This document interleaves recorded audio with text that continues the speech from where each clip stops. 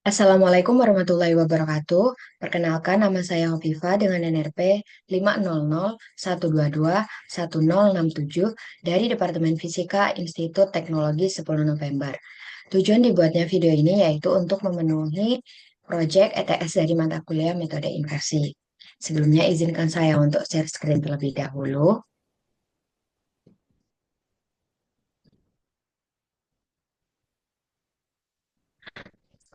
Baik, di sini saya akan membacakan soalnya terlebih dahulu, yaitu diketahui pemodelan ke depan anomali graviti residual lokal yang terukur sepanjang titik XI menggunakan model sederhana sebagai berikut, yaitu dengan rumus GXI sama dengan A, H pangkat eta per XI min D kuadrat plus H kuadrat pangkat Q. Nah, ini adalah rumus umum yang akan kita gunakan pada anomali graviti residual yang akan saya kerjakan pada proyek ETS nantinya. Yang pertama di sini, pada perintah soal, kami diwajibkan untuk menurunkan rumus dari pemodelan anomali graviti residual ini menjadi persamaan umum turunan dari rumus Jacobian. Nah, ketika kita akan menurunkan suatu rumus menjadi matriks Jacobian, maka setiap parameter-parameter yang ada pada persamaannya harus diturunkan terhadap parameter tersebut. Yaitu yang pertama di sini ada turunan terhadap A, maka akan menghasilkan do G per do A sama dengan H pangkat eta per XI min D kuadrat plus H kuadrat pangkat I. Nah, begitu juga untuk turunan-turunan pada parameter yang lain. Di sini terdapat parameter D, kemudian parameter H, dan juga terdapat parameter Q serta parameter eta. Nah, kemudian dari semua turunan parsial terhadap parameternya ini akan dikelompokkan pada suatu matriks yang bernama matriks J atau matriks Jacobian, di mana matriks Jacobian ini terdiri dari turunan parsial dari persamaan umum terhadap parameter-parameternya, sehingga akan menjadi persamaan umum seperti ini. Kemudian selanjutnya, kalau pada perintah awalnya perlu diturunkan rumusnya, maka nantinya turunan rumus ini akan dipakai pada proses running dari data yang akan kita olah. Sini dapat laporan praktikum anomali graviti residual lokal inversi nonlinear dengan metode linear dengan menggunakan metode Gauss-Newton dan juga Levenberg-Marquardt. Nah, di sini saya meletakkan beberapa dasar teori, di mana dasar teori yang pertama yaitu mengenai solusi inversi nonlinear dengan pendekatan linear. Nah, sebagaimana yang dijelaskan dalam literatur inversi Grandis 2009 dan juga Menke 2012, data yang memiliki karakter nonlinear terhadap parameter model dapat didekati melalui pendekatan linear dengan cara yang efektif. Nah, di sini pada proyek kali ini kami menganggap bahwasanya persamaan anomali graviti residual ini sebagai suatu karakter nonlinear yang harus diselesaikan dengan pendekatan linear, yaitu dengan metode Gauss-Newton dan juga Levenberg-Marquardt. Nah, solusi umum dari pendekatan inversi nonlinear ini dinyatakan sebagai berikut. M plus 1 sama dengan Mn plus Jn transpose Jn min 1 Jn transpose D min G Mn. Nah, di sini terdapat keterangan dari parameter-parameternya dengan M merupakan vektor parameter model, dia adalah data observasi, GMN adalah hasil perhitungan, ke N, Jn menyatakan matriks Jacobian yang berisi turunan seperti ini. Kemudian di sini juga dapat G, turunan parsial fungsi G, dan juga terdapat parameter model N plus 1 yang menunjukkan iterasi untuk berikutnya. Namun, setelah saya coba, di sini memang untuk source code-nya, kita tidak selalu bisa merunningkan solusi inversi nonlinear ini. Tapi di sini juga terdapat algoritma lain yang mampu menghadapi kendala jika memang matriks transpose dari Jn ini bersifat singular atau hampir singular.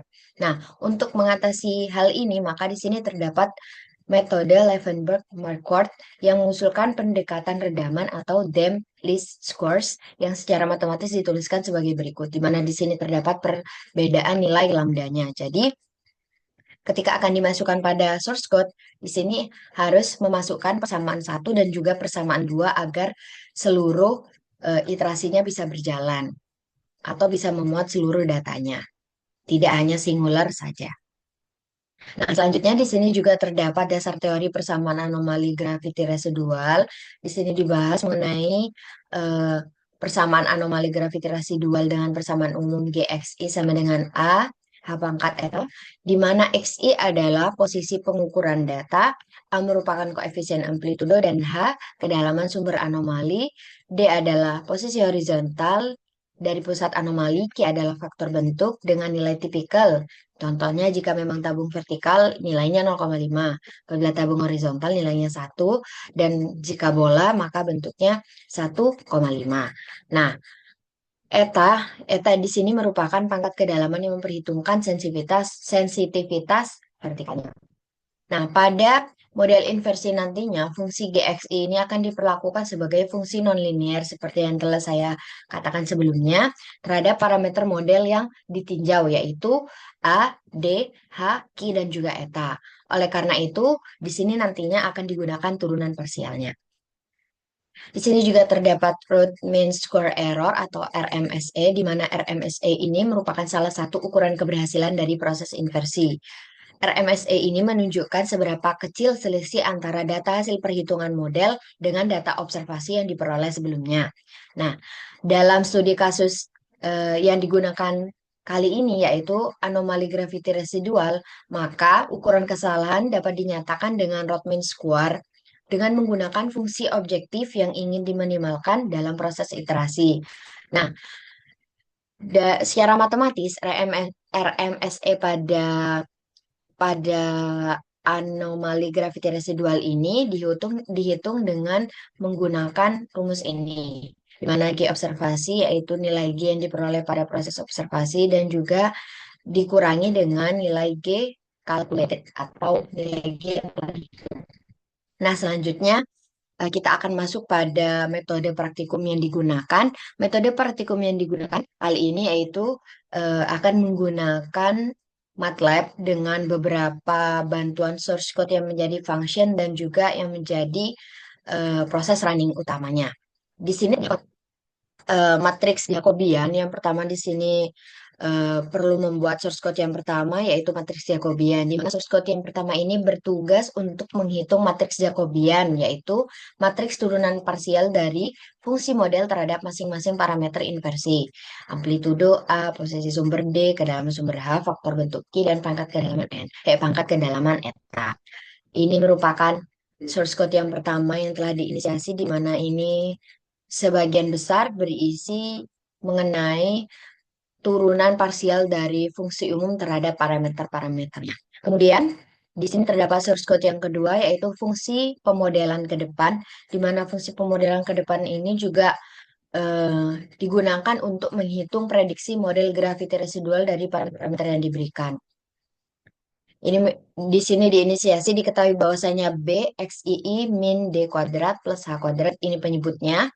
Kemudian di sini terdapat rumus umum dari anomali graviti residual yaitu A pangkat A dikali H pangkat eta per penyebutnya ini pangkatkan Q.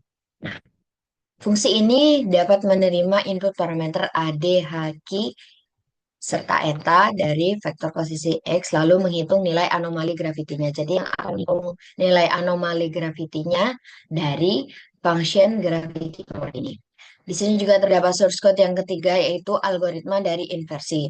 Setelah tadi dijelaskan bahwasanya pada dasar teori terdapat inversi dengan pemodelan dengan pendekatan linear, maka di sini terdapat source code-nya dengan menggunakan metode Gauss-Newton atau Levenberg-Marquardt. Di sini terdapat beberapa data yang bisa kita masukkan A, D, H, Q, dan eta pada functionnya. Di sini akan terdapat dua persamaan. Yang pertama ada persamaan Gauss-Newton dengan rumus berikut. Kemudian di sini terdapat persamaan Levenberg-McCord apabila memang nanti persamaan satu ini tidak digunakan. Di sini sudah terdapat if pilih sama dengan satu, maka akan terdapat persamaan satu. Nah, tidak memilih persamaan satu, maka akan dialihkan pada persamaan kedua. Jika memang tidak dapat memuat data yang singular atau singular. Fungsi ini melakukan update parameter model berdasarkan error antara data observasi dan hasil prediksi model.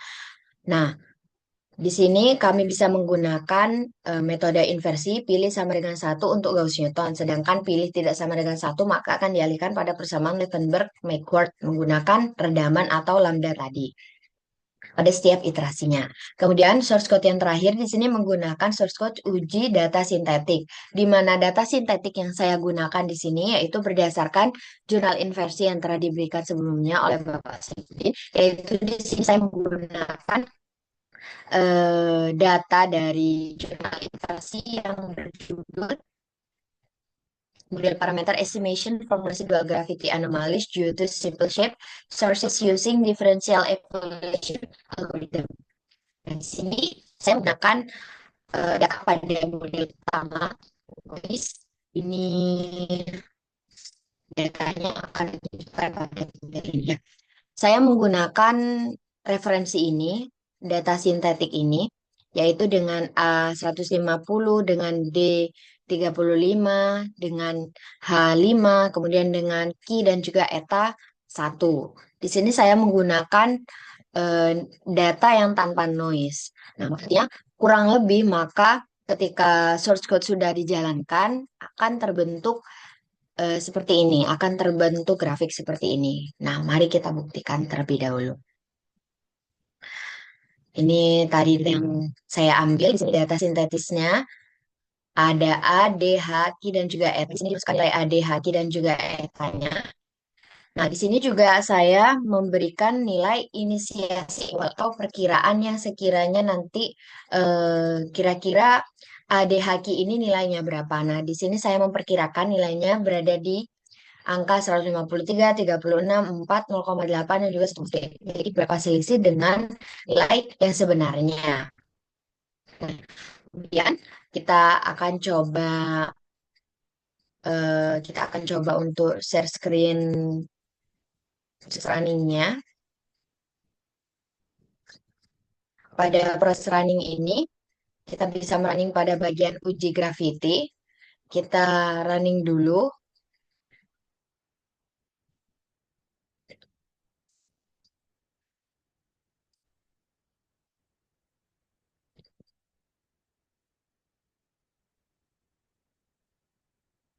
Yang pertama di sini akan dapat figur yang pertama, yaitu grafik inversi data gravity residual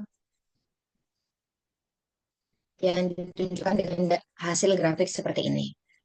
Di sini akan terdapat inisial atau parameter awal yang kita masukkan tadi.